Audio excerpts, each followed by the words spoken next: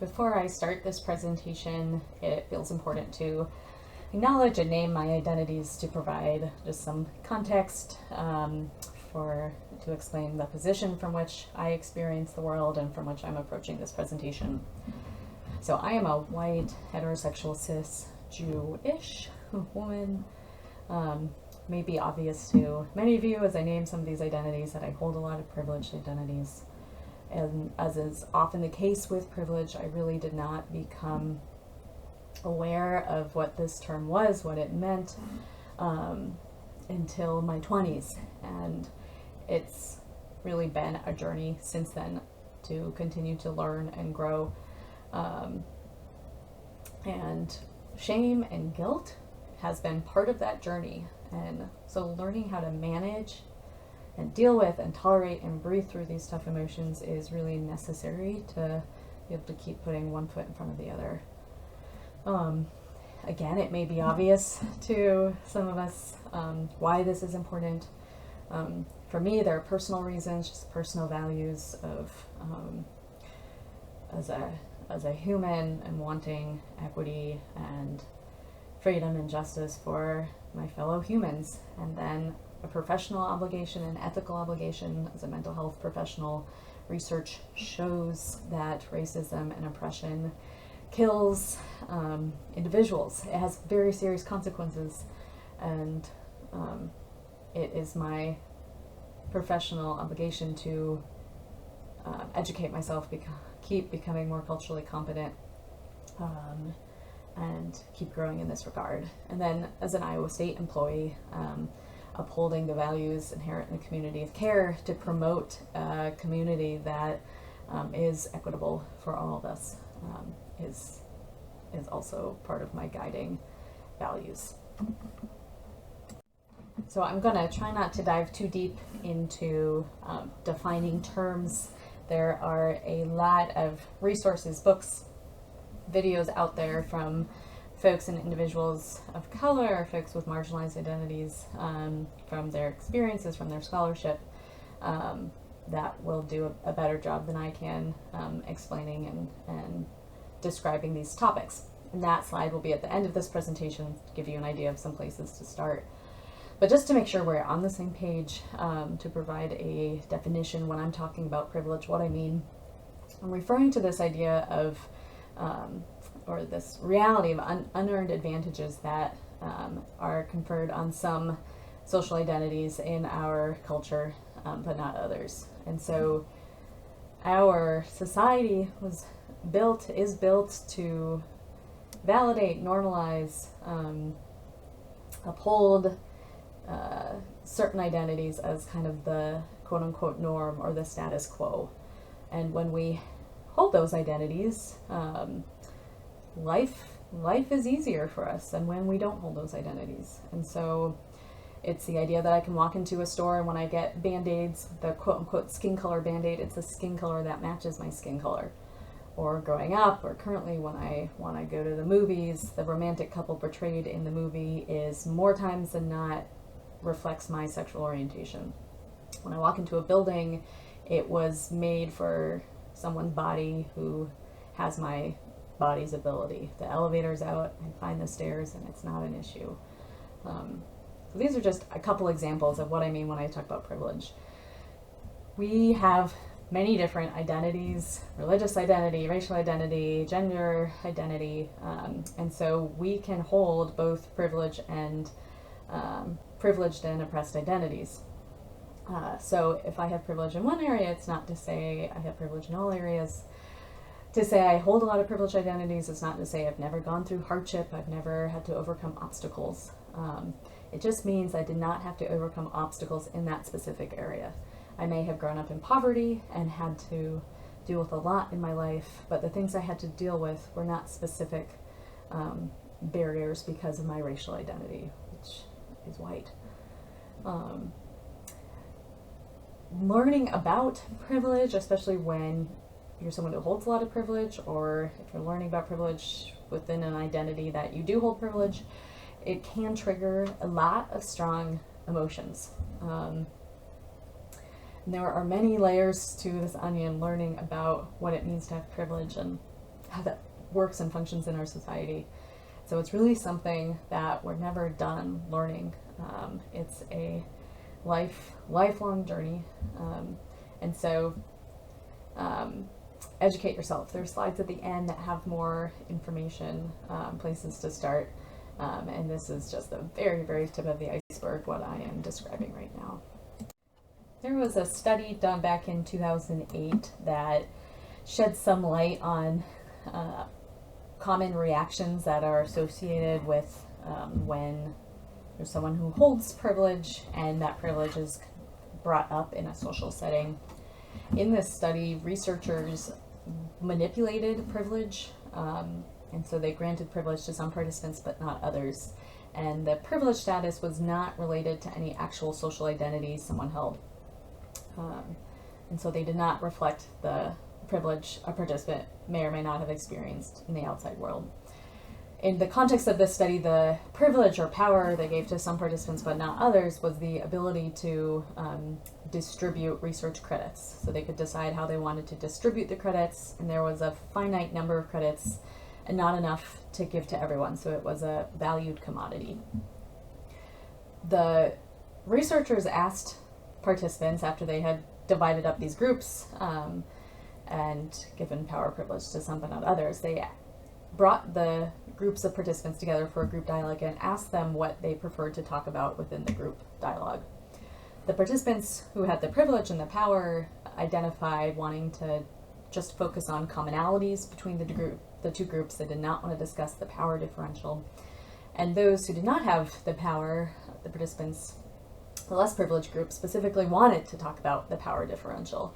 They didn't want to focus just on commonalities.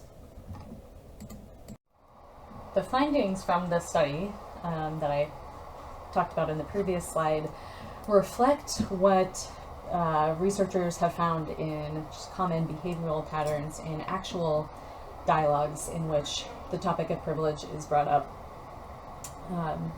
In his qualitative research, Gerald Wing-Sue reported on behavioral patterns of white individuals in the context of dialogue or conversation on race within a mixed race setting. And common behaviors included being silent or trying to change the topic and or change the topic to an identity in which that individual did not hold privilege, such as wanting to talk about religious identity or socioeconomic identity, dismissing the importance of the topic, making up rules for how the conversation should take place, or speaking from an intellectual global perspective as opposed to their personal perspective.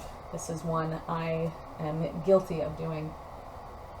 And these behaviors are occurring because there are strong emotions that are occurring under the surface that are triggering these behaviors.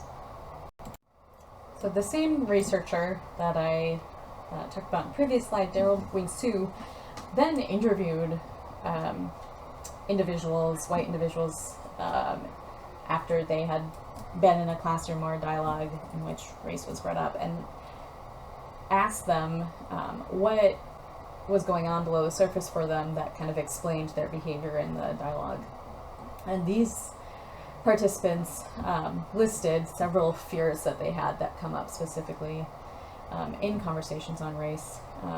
Some of the top patterns or themes that they identified were the fear of appearing racist, so that they would say or do something that would make others think they were racist. Related to that, there was the fear of realizing that they actually did hold racist or biased views, or that there were behaviors that they did or beliefs that they had that perpetuated one of the isms. And then concurrently, the fear of if I realize these things or it's brought to my attention that I do engage in racism or perpetuate racism, that I then have to take responsibility for that. We as humans have a need to believe in our goodness, to believe that we are good people. And so if I realize I have taken part or perpetuated this issue, I then have to do something about it, to be able to live with myself, essentially, to be able to know that I'm still a good person. I then have what feels like this burden of responsibility to fix it. Other scholars, Ibram Kendi, Robin DiAngelo, have talked about the definition we've given to racism. It's a very dichotomous definition of good or bad. So if I am racist, I am bad, I am evil. If I'm not racist, I'm good. And this contributes to this fear of appearing racist or being racist. That word has a strong stigma, especially for white individuals, and a fear of being labeled that because of this definition we've conferred on this word, and this very rigid definition we've given to it of it's evil, it's horrible. So if I take part in these things, I am evil, I'm horrible. So taking what might feel like a little detour but is related to what we've been talking about, I'm going to quickly define the term shame, which is often lumped together with the idea of guilt, but these are two different concepts. Guilt has been described as the idea of I did something wrong. It can still be a really strong negative emotion. We still may do everything in our power to avoid feeling it, and yet it can still lead to change or action, because if I did something wrong, I can do something different to change it, or I can fix my mistake. Shame is the idea that I am something wrong. With this idea, it hits our deepest human fears, that there is something inherently wrong with me. And if there's something with me that is wrong, it's not something I can fix or change. We all have shame. There is shame about having shame. There's stigma about having shame. So it's not something we widely talk about as a society. And unfortunately for us, when we don't talk about shame, it grows. Shame gains power in silence and in secrecy. Now, going back to that idea of shame is this thought of I am bad, I am wrong. We can see how the way we have defined, culturally defined racism, or being a racist, so quickly triggers a shame reaction. With that dichotomous definition of racism as good or bad, if I do something racist, it quickly leads to that thought of I am evil, I am bad, which is a shame reaction. So as I mentioned before, we have a human need to think of ourselves and believe that we are good humans. And so we have very strong, immediate, visceral reactions to feeling shame, to protect against that really painful thought that I am wrong, I am no good, I am evil. Common reactions when we have thoughts like this that running through our head, common emotional reactions to these thoughts are anger. How dare someone imply that I'm evil? If someone says I did something racist, I interpret that to mean that they're saying I'm evil. So how dare they say that? Feeling defensive, rationalizing, blaming someone else, avoiding topics, silencing ourselves. So shame is inevitable, especially with the way we've been socialized around racism, and the way we've defined racism. It's inevitable. Regardless, shame is a part of our human experience. It comes up, it comes and goes for us throughout our life. But we're especially vulnerable to it when we are reflecting on privilege and we hold privilege. And so we know what's going to happen, and yet we know, just looking at these reactions that we have, these kind of knee-jerk reactions we have to feeling shame, we can see these are not super helpful reactions to continuing to work towards these values that I named at the beginning of this presentation. So what can we do with these reactions? So a first step that is really helpful is just building awareness and being able to recognize when we are experiencing shame and how shame shows up for us.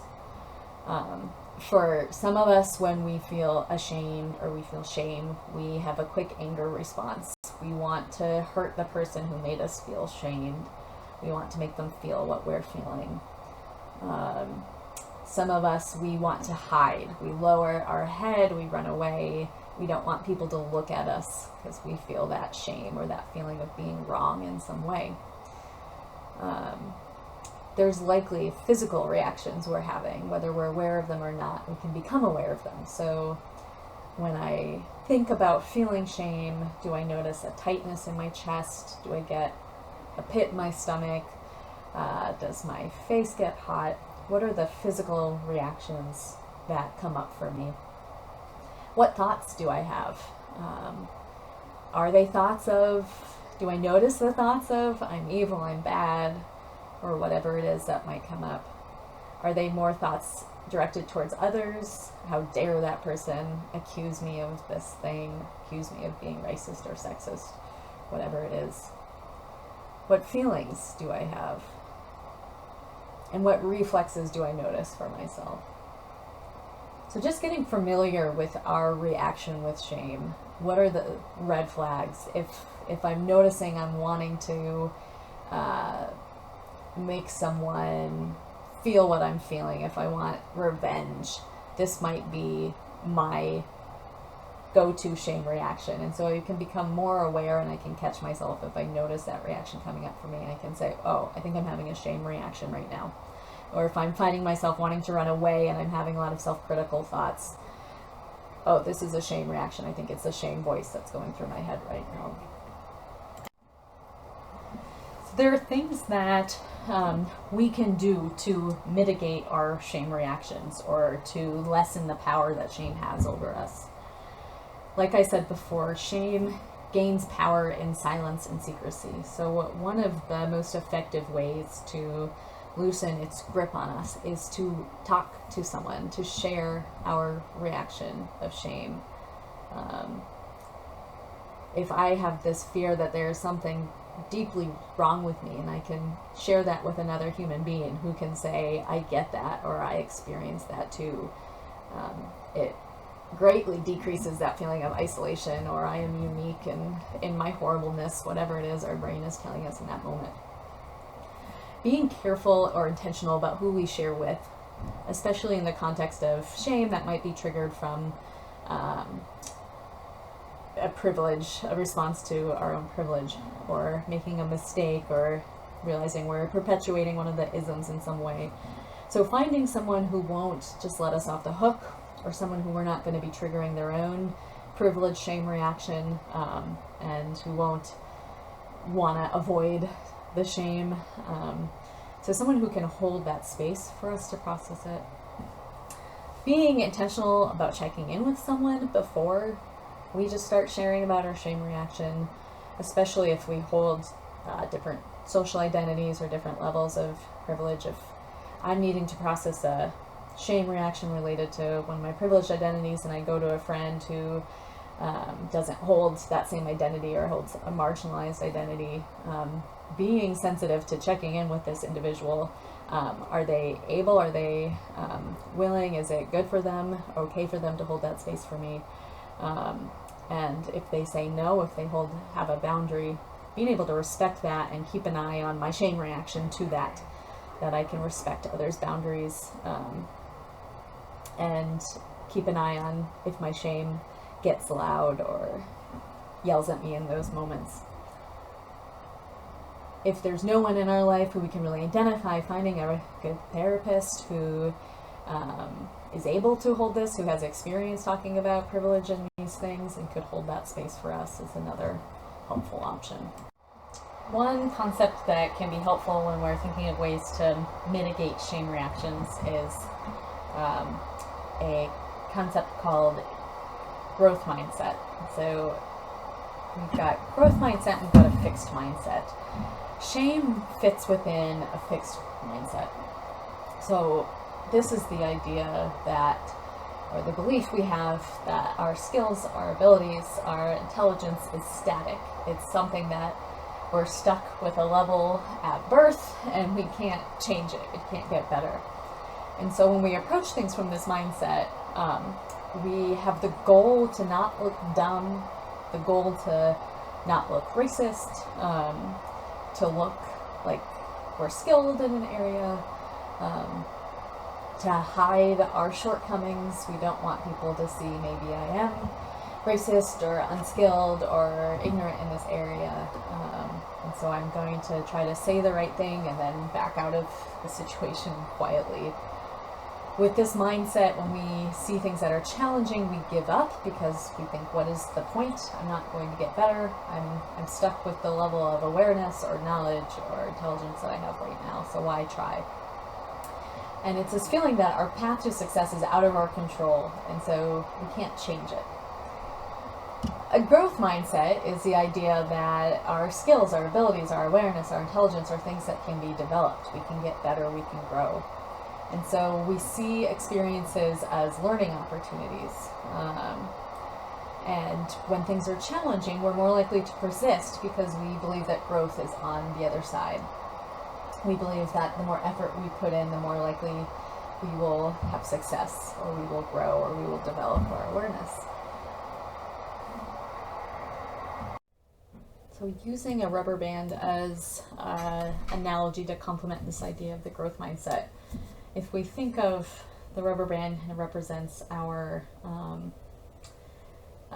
how far we can stretch ourselves before our shame is triggered or we snap back. So when we're starting to learn about these topics or talk about these topics, we may not be able to stretch very far before maybe a shame voice gets triggered or we feel overwhelmed. But little by little, the more we engage, the more we process, we're able to keep stretching our rubber band farther and farther, and we can continue to take steps forward without snapping, without our shame coming up. Knowing that we'll always still experience shame at different times, it will get triggered at different times, but as we keep practicing, we'll be able to go farther and feel more resilient and feel more confident and competent in these topics. The more we do it, the more we grow.